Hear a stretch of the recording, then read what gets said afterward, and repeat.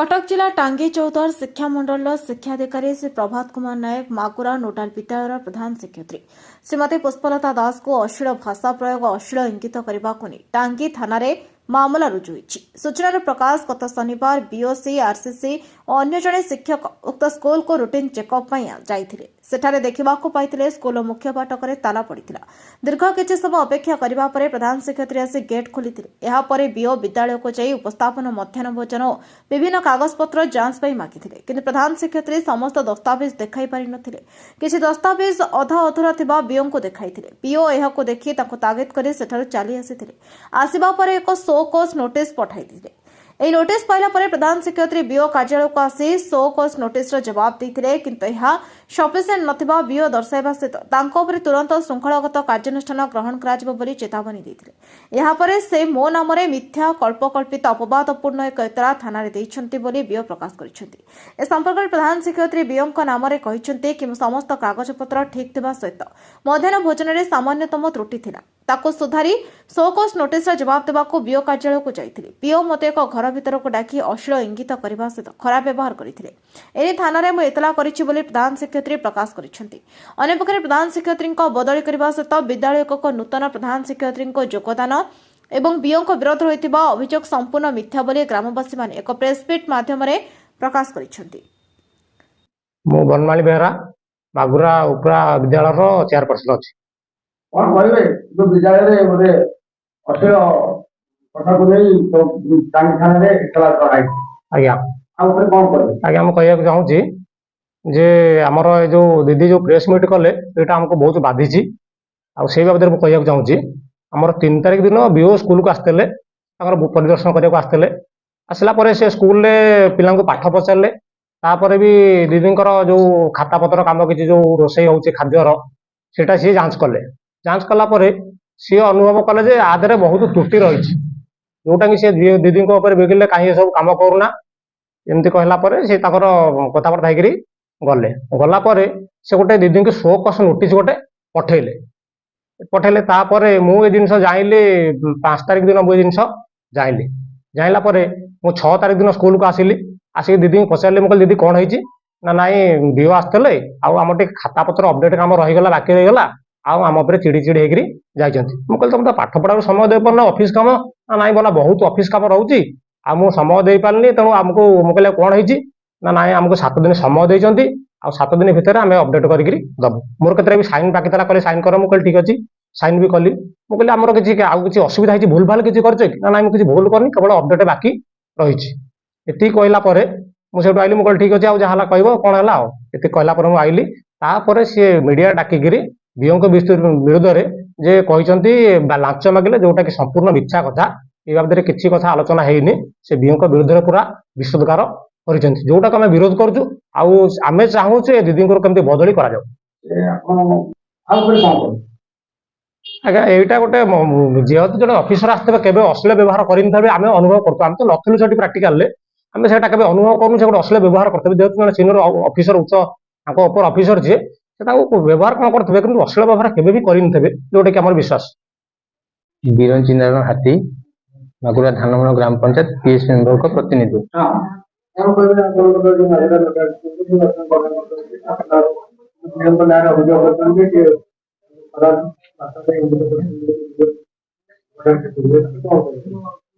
से सब तो आमर जे चेयरमैन कही सारे नकुल बाबू कही सारे प्रकृत कथा कह गले ये दीदी निजर प्रतिहारिया देखते चाउल पत्र बिकिकी खाऊँ विरोध कर से सब ये कम कर धमक दौरान जे जी आसो हता भितर को मुझे एससी एसटी केस लगेबी तेणु गेट पकई दिखती आम जिते थर जाऊ पीएस मेंबर हिसाब से खाद्य चेक करने सी आमको गेट चाबी पकई विरोध करती भितर छाड़ी दिखती ना।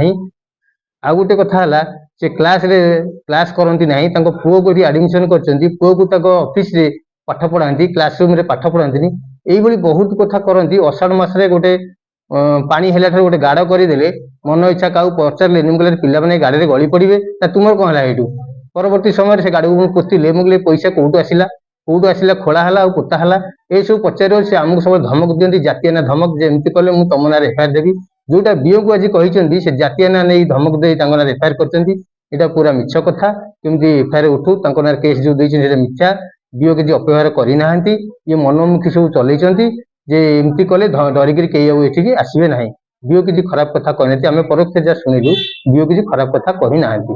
ଆପଣ କଣ ଚାହୁଁଛନ୍ତି? ଆମେ ଚାହୁଁଛୁ ବିଓଙ୍କ ଉପରେ ଲାଗିଥିବା ଏଫଆଇଆର ଉଠାଯାଉ ଏବଂ ସେ ଦିଦିକୁ ମାଗୁରା ସ୍କୁଲରୁ ହଟାଯାଉ। ମୁଁ ନକୁଳ ରାଉତ, ମାଗୁରା ଧାନ ମଣ୍ଡଳ ଆମର ଜଣେ ବ୍ୟକ୍ତି ଅଟେ। କଣ କହିବେ ଆଜି? ଗତ 3/1/2026 ଶନିବାର ଦିନ ଆମର ବିଓଙ୍କୁ ଆମେ କହିଥିଲୁ ସ୍କୁଲ କ'ଣ ଟିକେ ପାଠ ପଢା ଅଲଗା ଜିନିଷ କ'ଣ ଟିକେ ଆସି ପରିଦର୍ଶନ କରି ଯିବେ। ସେ ଆମ କଥା ରକ୍ଷା କରି ଶନିବାର ଦିନ ଆସିଥିଲେ ପରିଦର୍ଶନ କରିବାକୁ। ପରିଦର୍ଶନ କରିବା ସମୟରେ ସେ ତାଙ୍କର ସ୍କୁଲରେ ପ୍ରଥମ ପଶିଲେ ଏଇ ରୁମରେ, ମୁଁ ବି ତାଙ୍କ ପଛେ ପଛେ ବାରଣ୍ଡାରେ ଥାଏ, ସେ ଘର ଭିତରକୁ ପଶିଲେ। ସେ ତାଙ୍କର ପିଲାଙ୍କୁ ପାଠ ପଚାରିଲେ, ପାଠ ଛୁଆ କିଛି କହିପାରିଲେନି। ତାଙ୍କ ରୁମ ବୁଲିଲା ପରେ ସେ ସେଠୁ ଗଲେ ଖାଦ୍ୟ କୋଉଠି ଦିଆହଉଛି, ସେ ତାଙ୍କର ଖାତା ପତ୍ର ଦେଖିଲେ। ଖାତା ପତ୍ର ତା ଦେହରେ ବି ତ୍ରୁଟି ରହିଲା, ଦିଟାଙ୍କ ପାଠ ପଢାରେ ତ୍ରୁଟି ରହିଲା, ଖାଦ୍ୟ ଦବା ନେବାରେ କାଗଜ ପତ୍ର ତାଙ୍କର ସବୁ ତ୍ରୁଟି ରହିଲା। ସେଥିପାଇଁ ତାଙ୍କୁ ସେ ଶୋ କରିଛନ୍ତି ନୋଟିସ ଦିଅ ମାସ ମାଗିଲେ 7 ଦିନ ଭିତରେ ଦବାକୁ। କହିଲା ପରେ ସେ ପଳେଇଗଲେ। ତାପର ଦିନ ରବିବାର ହେଇଥାଏ।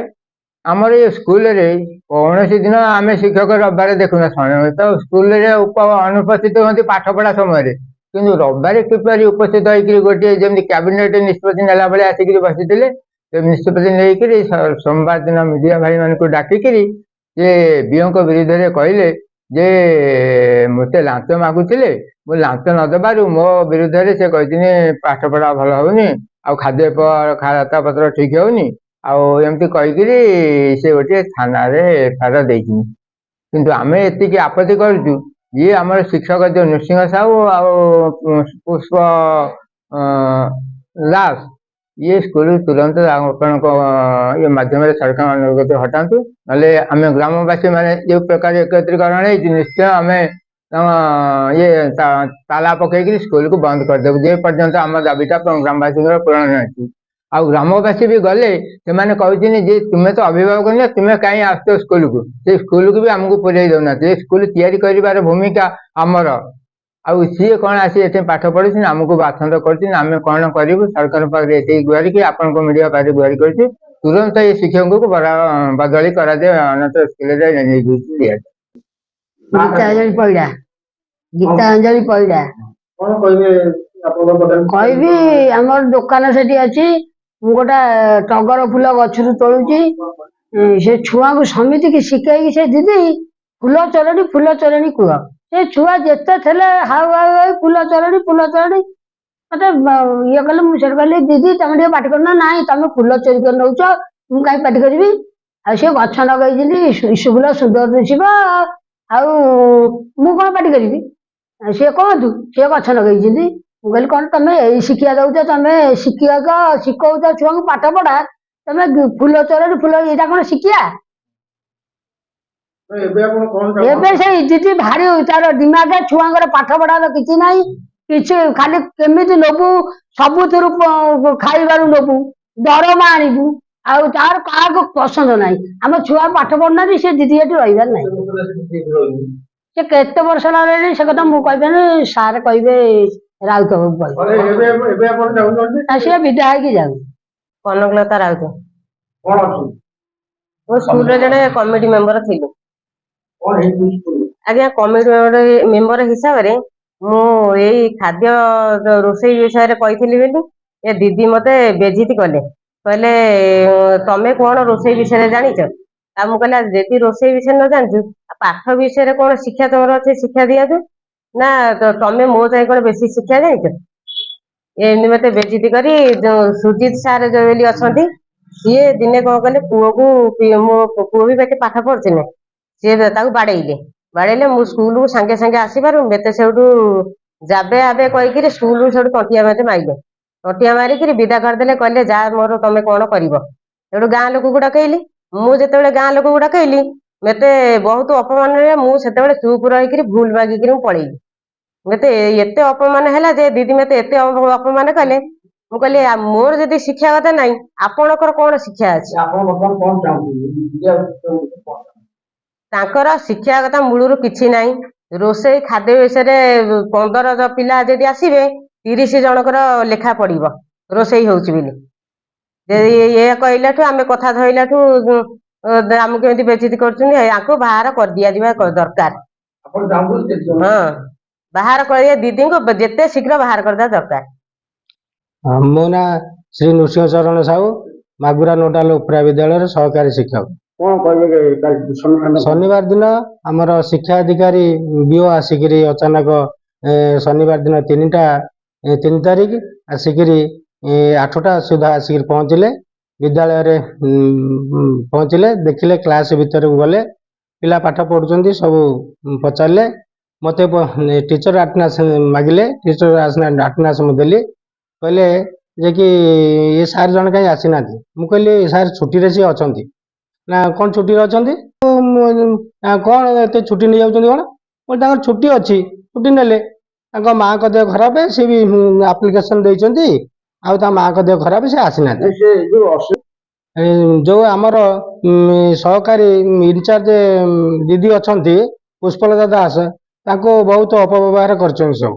ତାଙ୍କୁ କହିଲେ ଯେ କି ତମେ ପାଠ ପଢୁନା, ଶୋଇ ଶୋଇ ଗଡି ଯାଉଛ, କିଛି କାମ ଏଠି କରୁନା, ମନ ଇଚ୍ଛା ଯାହା ପାରେ ତାହା କରି ଯାଉଛ, ଏମିତି ବହୁତ ଅଶ୍ଳୀଳ ବ୍ୟବହାର ବି କହିଛନ୍ତି। ନା ସେ ଆହୁରି ବି କହିଲେ ଯେ ତମେ ମୋ ଅଭଦ୍ରାମୀ ତମେ ମୋଟେ ଦେଖିନା, ଆଉ ମୋ ଅଭଦ୍ରାମୀ ଦେଖିଲେ ମୁଁ କଣ ନାଇଁ କଣ କରିଦେବି ସବୁ, ଏକଥା ବି କହିଲେ। ମ୍ୟାଡାମ ଦେଇଛନ୍ତି ଥାନାରେ ଏତଲା। ଥାନାରେ ଏତଲା ଦେଇଛନ୍ତି, ମ୍ୟାଡାମ ମତେ କହୁଥିଲେ ଥାନାରେ ଏତଲା ଦେଇଛି। ଆଉ ଶନିବାର ଦିନ କହିଲେ ଯେ କି ଜଣେ ଟିଚର କାଲି ଆସିଥିଲେ କି ନାହିଁ, ଯେ କି ତା ପୂର୍ବ ଦିନ ଶୁକ୍ରବାର। ମୁଁ କହିଲି ସାର୍ କାଲି ସେ ଆସିଥିଲେ। ନାଇଁ କାଲି ଆସିନାହାନ୍ତି, ତମେ ମିଛ କଥା କହୁଛ। ମୁଁ କହିଲି ସାର୍ ନାଇଁ ମିଛ କଥା ମୁଁ କହୁନି, କାହିଁ ମିଛ କଥା କହିବି?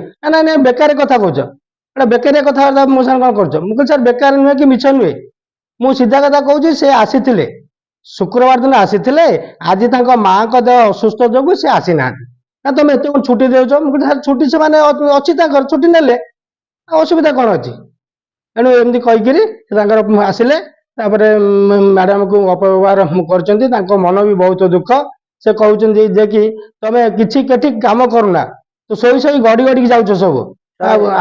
ମୋର ଯୋଉ ବ୍ୟବହାର, ମୋ ଅଭଦ୍ରାମୀ ତମେ ଗୋଟେ ଦେଖିନା, ମାନେ ଦିଦି କହିବା କଥା। ନାଇଁ ମୋ କହିବା କଥା ଏଗୁଡା ବୁଝା ହଉ, ଏହାର ସମାଧାନ କେମିତି ବାଟ କରାଯିବ, ସେ ବାଟଟା କରାଯାଉ। ନା କଣ କହିଲ? ମୋ ନାଁ ପ୍ରଜ୍ଞା ପରିମିତା ମହାନ୍ତି। କୋଉ କ୍ଲାସରେ? ମୁଁ 7 କ୍ଲାସରେ ପଢେ, ମାଗୁରା ନୋଡାଲ ୟୁପି ସ୍କୁଲ। କଣ ହେଇଛି ଆପଣଙ୍କ ଦିଦିଙ୍କ? ସେ ପ୍ରଥମେ ଶନିବାର ଦିନ 3 ତାରିଖ ଦିନ ଆସିଥିଲେ, ବିଓ ଆସିଥିଲେ ଆମ କ୍ଲାସକୁ ଆସିଲେ। ସେ କହିଲେ ତମର କଣ ପଢା ହେଇଛି? ଆମେ କହିଲୁ ଆମର ଭୂଗୋଳ ପଢା ହେଇଛି। ତାପରେ ଷଷ୍ଠ ପିଲାଙ୍କୁ ପଚାରିଲେ ତମର କଣ ପଢା ହେଇଛି? ସେମାନେ କହିଲେ ଆମର ବି ଭୂଗୋଳ ପଢା ହେଇଛି। ତାପରେ ସେଦିନ ବି ଆମ କ୍ଲାସରେ ଚତୁର୍ଥ ପିଲା ବସିଥିଲେ। ଯେହେତୁ ସୁଜିତ ସାର୍ ଆସିନଥିଲେ, ଛୁଟି ରହିଥିଲେ, ସେମିତି ଚତୁର୍ଥ ପିଲା ଆମ କ୍ଲାସରେ ବସିଥିଲେ। ତାପରେ ସେ କହିଲେ ତମର କଣ ପଢା ହେଇଛି? ସେ କହିଲେ ଆମର ପଢା ହେଇନି, ଆପଣ ଆସିବାରୁ ଦିଦି ଗଲେ ଆମର ପଢା ହେଇଥାନ୍ତା। ତାପରେ ସେ କହିଲେ ଯେ ତମ ଦିଦି ହଁ ଖାଇ ପିଇ ସାରିଲା ପରେ ପଢେଇବେ, ଆଉ ତମର ପଢାପଢି ନାହିଁ, ଗଧ ଏମିତି କେତେ କଥା କହିଲେ। ଯେ ସେ କଥା ଆମ ଦିଦି କେବେ କହିନାହାନ୍ତି, ସିଏ କହିଲେ। ତାପରେ ଆସିଲେ, ଦିଦିଙ୍କୁ ବି କେତେ କଥା କହିଲେ। ଠିକ କେତେ ଖରାପ କଥା କହିଛନ୍ତି। ଆଜ୍ଞା, ମୁଁ ପୁଷ୍ପଲତା ଦାସ, ମାଗୁରା ନୋଡାଲ ଉପରା ବିଦ୍ୟାଳୟର ଭାରପ୍ରାପ୍ତ ପ୍ରଧାନ ଶିକ୍ଷୟିତ୍ରୀ ଅଟେ। ମ୍ୟାଡାମ କଣ କହିବେ? ଆପଣ ଗୋଟେ ଅଭିଯୋଗ କରୁଛନ୍ତି ଝିଅଙ୍କ ନାଁରେ ଆଜ୍ଞା ସେକ୍ସୁଆଲ ହାରାସମେଣ୍ଟ। ଆଜ୍ଞା, ଆଉ ଥରେ କଣ? ସିଏ ଶନିବାର ଦିନ ମୋ ସ୍କୁଲକୁ ମନିଟରିଂ କରିବାକୁ ଆସିଥିଲେ। ମନିଟରିଂ କରିକି ଆସିଲା ବେଳେ ମତେ ଆଟେଣ୍ଡାନ୍ସ ଦେଖିଦେଲେ, ମାଗିଲେ।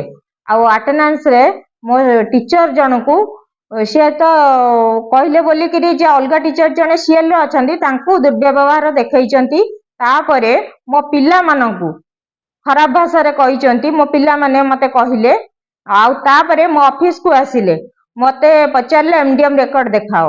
ମୁଁ ଦେଖେଇଲି ଗୋଟେ ରେକର୍ଡ, ତାପରେ ଦେଖିଲେ ଓକେ ଅଛି ପୁରା। ତାପରେ ମୁଁ ଆଉ ଗୋଟେ ରେକର୍ଡ ଦେଖେଇଲି, କହିଲେ 2ଟା ରେକର୍ଡ କଣ? ମୁଁ କହିଲି ଆଜ୍ଞା ମୋର ଏମଡିଏମ ର ମୋର ଯେହେତୁ ଏଇଟା ପ୍ରାଇମେରୀ ଇପି ଅଛି, ମୋର 2ଟା ରେକର୍ଡ ଅଟେ। ଆମ ସିଆରସି ବି ବୁଝେଇଲେ, କହିଲେ ନାଇଁ ସାର୍ ତାଙ୍କର 2ଟା ରେକର୍ଡ। ସିଏ ସେଠୁ ତାପରେ ଦେଖିଲେ ଓକେ ଅଛି, ତାପରେ କହିଲେ ରାଇସ୍ ଷ୍ଟକ୍ ଦେଖା। ମୁଁ ସବୁ ଦେଖେଇଲି। ତାପରେ ମୁଁ ଗୋଟିଏ ମାସ ସାର୍ କରିନଥିଲି, ଅପଡେଟ ନଥିଲା ଗୋଟେ ମାସର। ସେଥିପାଇଁ ମତେ କହିଲେ କାହିଁ କରୁନ? ମୁଁ କହିଲି ସାର୍ ଆଉ ଆମେ 2 ଜଣ ଟିଚର ଥିଲୁ, ଆଉ ପଢାପଢି ଆଉ ଏପଟେ ରେକର୍ଡ ମେଣ୍ଟେନ କଲା ବେଳକୁ ଟିକେ ଟାଇମ ପାଇନି, କରିଦେବି ଆଉ। ନା ପାଠ ପଢେଇ ଶୋଇକି ଗଡି ଯାଉଥିବୁ ଆଉ। ମୁଁ କହିଲି ନାଇଁ ସାର୍ ମୁଁ ବି ପଢେଇ କଣ କହିବି, 2ଟା ଟିଚର ନା କଣ ମୋ ସାଙ୍ଗରେ ଡିସ୍କସନ କରୁଛୁ? ମୁଁ କହିଲି ସାର୍ ଡିସ୍କସନ ନ କଲେ ରିକ୍ୱେଷ୍ଟ କରୁଛି, କଣ କରିପାରିବି? ନା ମୋ ଅଭଦ୍ରାମି ଦେଖେଇଛି ଭାଇ। ଜଗନ୍ନାଥପୁର ସ୍କୁଲରେ କଣ କଲି, ବିନା ମନିଟରିଂ ରେ 2 ଜଣଙ୍କର ଦରମା ଉଥେଳି କରିଦେଲି। ସେଇ ଅଭଦ୍ରାମି ଚିହ୍ନିଥିବୁ ମୁଁ କେଡେ ଅଭଦ୍ର। ମୁଁ ସେଇଠୁ ଡରିଗଲି ଆଜ୍ଞା। ତାପରେ ସେଇଠୁ ଆଉ କିଛି କହିଲେନି, ସେ ତାଙ୍କର ଉଠିକିରି ପଳେଇଲେ। ତାପରେ ସେଇଠୁ ମତେ ଶୋ କଜ ନୋଟିସ ମାଗିଲେ। ଶୋ କଜ ନୋଟିସ ମାଗିବାରୁ ମୁଁ ସିଆରସିଙ୍କି ମାଗିଲି ଟାଇମ, କହିଲି ସାର୍ କଣ କଣ ନେଇକିରି ରେକର୍ଡ ଯିବି? ସିଆରସି ମତେ ବୁଝେଇଦେଲେ, ହଁ ଗୋଟେ ଶୋ କଜ ନୋଟିସ ର ଆପ୍ଲିକେସନ ରେକର୍ଡ ନେଇକିରି ତମେ 4ଟା ପରେ ଯିବ।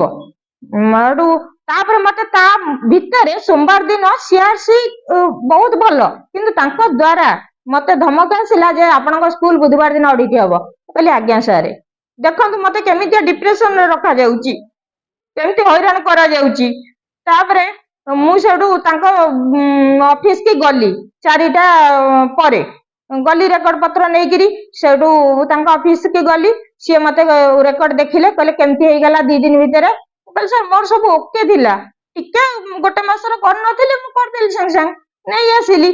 ନା ଆଚ୍ଛା ହଉ।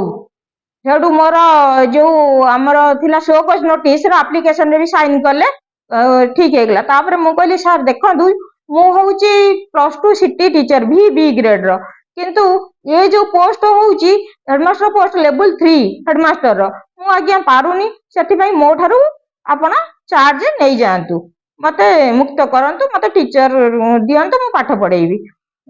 ନା ମତେ ଆଉ କିଛି କହିଲେନି, ସିଧା ଉଠିକିରି ପଳେଇଲେ ଅଫିସ ରୁ। ତାପରେ ଯାଇକିରି ଖୋଜିଲେ ତାଙ୍କର ମୋର କିରାଣୀ ଆମର ଅଫିସରେ ଯିଏ ଅଛନ୍ତି ପ୍ରଭୁ ଭାଇ, ତାଙ୍କୁ ଖୋଜିଲେ। ଆଉ ପ୍ରଭୁ ପ୍ରଭୁ ଡାକିଲେ, ସିଏ ନଥିଲେ ସେତେବେଳେ। ତାପରେ ସେ ଭିତରକୁ ଗଲେ, ସିଏ ତାଙ୍କର କାହା ସାଙ୍ଗରେ 10 ମିନିଟ କଥା ହେଲେ ଫୋନରେ। ତାପରେ ସେଠୁ ଆସିଲେ ଏମିତି ଅଫିସ ଭିତରକୁ। ମୁଁ ସେଠୁ ପୁଣି ଗଲି, ସାର୍ କଣ କରିବି ଟିକେ କୁହନ୍ତୁ? ନା ଏ ରେକର୍ଡ କାହିଁ, ସେ ରେକର୍ଡ କାହିଁ, ସେ ରେକର୍ଡ କାହିଁ, ସେ ରେକର୍ଡ କାହିଁ, ଯେତେ ରେକର୍ଡ କହିଗଲେ। ମୁଁ କହିଲି ସାର୍ ମୁଁ କଣ ସବୁ ଆଣିପାରିବି ଟେକିକିରି ଏକାଥରେ? ଆପଣ ମୋ ସ୍କୁଲକୁ ଚାଲନ୍ତୁ ଦେଖିବେ। ନା ହଁ ଯିବି। ମତେ ଯୋଉ ଖରାପ ନଜରରେ କହିଲେ, କହିପାରୁନି ଆଜ୍ଞା। ହଁ ଯିବି, ଏମିତି ଅସୁଳରେ ଏ କରିବାକୁ ଯିବି କହିଲେ, ମୁଁ ବହ ବହ ହେଇକିରି କାନ୍ଦିକିରି ପଳେଇ ଆସିଲି ବାହାରକୁ। ବାହାରେ ମୋର ଅଲଗା ଟିଚର ପାଇଥିଲେ, ମତେ ସେଠୁ କହିଲେ ଏଇଠି ନାଟକ ବାଜି ବନ୍ଦ କର, ବାହାରକୁ ପଳା, ଗେଟ୍ ବାହାରକୁ ଯା। ସମସ୍ତଙ୍କ ଆଗରେ କହିଲେ, ମୁଁ ଗେଟ୍ ବାହାରକୁ ବାହାରି ଆସିଲି। ଇଏ ଏକୁଟିଆ ଥିଲେ, ନା ତାଙ୍କ ସହିତ କେହି ନଥିଲେ, ସେ ଏକୁଟିଆ ଥିଲେ। ମୁଁ ରୁମରେ ବି ଏକୁଟିଆ ଥିଲି। ସାର୍ ଏପରି ଅତ୍ୟାଚାର ହେଲେ ମୁଁ କଣ ପାଠ ପଢେଇବି? ମୁଁ କଣ କରିବି? ମୁଁ କେମିତି ଏ ସ୍କୁଲ ଚଲେଇବି? ଆଜ୍ଞା ତାପରେ ସେଠୁ ମୋ ମିଷ୍ଟର ବି ବାହାରେ ଥିଲେ। ମୋ ମିଷ୍ଟରଙ୍କୁ ମୁଁ ଏକଥା ବି କହିଲିନି, କାରଣ ସେ ଆଇନକି ହାତକୁ ନେଇଯିବେ। ଜଣଙ୍କ ସ୍ତ୍ରୀକୁ ଯଦି ଏଇ ଭାଷା କୁହାଯାଏ, ତା ସ୍ୱାମୀ କେବେ ହେଲେ ରହିପାରିବନି ସେଠି। ମୋ ସାଙ୍ଗରେ ମୋ ଛୋଟ ପୁଅ ବି ଥିଲା, ମୁଁ କହିଲିନି କାହା ଆଗରେ। ତାପରେ ଥାନାରେ ଆଶ୍ରୟ ନେଲି ମୋ ସ୍ୱାମୀକୁ। ତାପରେ ବାଟରେ ଆସି କହିଲି, ଆଜ୍ଞା ମୁଁ ଲଢିବି, ଆଇନର ଆଶ୍ରୟ ନେବି, ମୁଁ ଭୁଲ ବାଟରେ ନାହିଁ, ମୁଁ ସବୁ ଠିକ ବାଟରେ ଅଛି। ଆଜ୍ଞା ଆପଣ ସବୁ ରେକର୍ଡ ମୋର ଯାଞ୍ଚ କରନ୍ତୁ, ମୋର ସବୁ ଦେଖନ୍ତୁ, କିନ୍ତୁ ମୁଁ ଏ ଲାଙ୍ଗୁଏଜ ସହିପାରିବିନି। ଆଜ୍ଞା ମୁଁ ଗୋଟେ ଝିଅ, ମୁଁ କାହିଁ ସହିପାରିବିନି। ମତେ ନ୍ୟାୟ। ଆପଣ ପଚାରେ ମୋ ନାଁ ହେଉଛି ପ୍ରଭାତ କୁମାର ନାୟକ, ମଣ୍ଡଳ ଶିକ୍ଷା ଅଧିକାରୀ, ଟାଙ୍ଗୀ ଚୌମୁହୀ। ସାର୍ ଦେଖନ୍ତୁ ଆଜ୍ଞା, ସେ ମାଗୁରା ସ୍କୁଲକୁ ମୁଁ ଗତ ଶନିବାର ଦିନ ଭିଜିଟରେ ଯାଇଥିଲି। ଭିଜିଟରେ ଗଲାବେଳେ ଯେତେବେଳେ ତାଙ୍କ ସ୍କୁଲ ଗେଟ୍ ପାଖରେ ପହଞ୍ଚିଲି, ସେ ଗେଟ୍ ଖୋଲିବା ପାଇଁ ପ୍ରାୟତଃ 10ରୁ 15 ମିନିଟ୍ ସମୟ ଡେରି କଲି। ଗେଟ୍ ବାହାରୁ ଯୋଉ ତାଲା ପକେଇଥିଲେ, ଭିତରେ କ୍ଲାସ ଚାଲିଥିଲା। ଆଉ ଗଲା ପରେ ତାଙ୍କର କ୍ଲାସ ସୁପରଭିଜନ ଗୋଟେ ନେଲି, FLN କ୍ଲାସ। ସେ ସାର୍ଙ୍କୁ କହିଲି, ଜଣେ ସାର୍ ଥିଲେ, ତାଙ୍କ ନାଁଟା ମୋର ମନେ ପଡୁନି, ସେ ସାର୍ଙ୍କୁ କହିଲି ପିଲାଙ୍କର ଖାତା ସେ ସବୁବେଳେ କରେକ୍ସନ କରିବେ, ତାଙ୍କୁ ଯୋଉଟା ଦିଆ ହଉଛି କାର୍ଯ୍ୟପତ୍ର ତାକୁ କରିବେ, ଲେସନ ପ୍ଲାନ ଦିଅ କହିଲି, ସେ ଲେସନ ପ୍ଲାନ ବି ଠିକରେ କରିନଥିଲେ, ତାଙ୍କୁ ବି କହିଲି ଯେ ଲେସନ ପ୍ଲାନ ଟିକେ କରିବେ। ତାପରେ ପ୍ରଧାନ ଶିକ୍ଷକ କିଏ ନା ସେ ମ୍ୟାଡାମ ଜଣେ ଥିଲେ, ସେ ମ୍ୟାଡାମ ତାଙ୍କର ଅଫିସକୁ ଗଲୁ। ସେଦିନ କମ ପିଲା ବି ଥିଲେ, ଯାହାବି ସେ ଅନୁସାରେ ତାଙ୍କ ରୋଷେଇ କାର୍ଯ୍ୟ ସବୁ ଠିକ ଠାକ ଚାଲିଥିଲା। କିନ୍ତୁ ଯେତେବେଳେ ଯେକୌଣସି ରେକର୍ଡ ଗୋଟେ ମାଗିଲେ ସେ ଅନିଚ୍ଛୁକ ପ୍ରକାଶ କଲେ, ଅର୍ଥ ବାହାନା କଲେ ମୁଁ ପାରୁନି, ମୁଁ ଏଠି ବହୁତ ବର୍ଡନ ମତେ କାମ ହଉଛି, ଆଉ ଏତେ କାମ ଆପଣ ଦଉଛନ୍ତି ଯୋଉଥିରେ କି ମୁଁ କରିପାରୁନି। କହିଲା ଯାହାହେଲେ ବି କରିବାକୁ ପଡିବ, ଆମର କମ ଷ୍ଟାଫ ଅଛନ୍ତି, ମୁଁ ତ ମାନୁଛି ଏଠି କମ ଷ୍ଟାଫ ଅଛନ୍ତି, ତ ଯାହାହେଲେ ବି ଆମକୁ କିଛି ନା କିଛି କରିବାକୁ ପଡିବ, ଡେଲି କାମଟା ତ ଆମକୁ କରିବାକୁ ପଡିବ। ଆଉ ତାପରେ ମୁଁ ତାଙ୍କୁ ବିଭିନ୍ନ ରେଜିଷ୍ଟର ମାରିଲି ଯୋଉ ଅଫିସିଆଲ ଡକୁମେଣ୍ଟସ, ସେ ଗୋଟାଏ ଦେଖେଇଲେ, ଯୋଉଟା କି ଦେଖେଇଲେ ଏପ୍ରିଲ 24 ପର୍ଯ୍ୟନ୍ତ ଥିଲା ରାଇସ୍ ଷ୍ଟକ୍ ରେଜିଷ୍ଟର, ଏମିତି ଆମର ଗୋଟାଏ କେବଳ ଦେଖେଇଲେ। ସେଠି ଆମର ପ୍ରକୃତରେ ଅଛି 17ଟି ଖାତା, stock register, cash book, passbook, ନା ଏଇ ଗୋଟାକ ମୋର ଅଛି, ଅନ୍ୟ ଗୁଡାକ ମୁଁ ଦେଖଉଛି, ଦେଖେଇବି। ତାପରେ ସେ ପିଲାମାନଙ୍କ ରୋଷେଇ ପାଇଁ ଗଲେ କି ବ୍ୟସ୍ତ ରହିଲେ, ମୁଁ କହିଲି ନାଇଁ ଆରେ ତମେ ଯାହାହେଲେ ବି କରିବାକୁ ପଡିବ, ନା ମତେ ପାଠ ପଢିବାକୁ ଟାଇମ ହଉନି, ଆଉ ମୁଁ ଏସବୁ କରିପାରିବିନି। ତେଣୁକରି ମୁଁ କହିଲି ନାଇଁ ତା ଭିତରେ ବି ଆମକୁ ଏଇ କାମ କରିବାକୁ ପଡିବ, ଯେହେତୁ ଆମେ ଏଥିରେ ଅନୁବନ୍ଧିତ, ଆମେ ଏ କାମ କରିବା ପାଇଁ ବାଧ୍ୟ।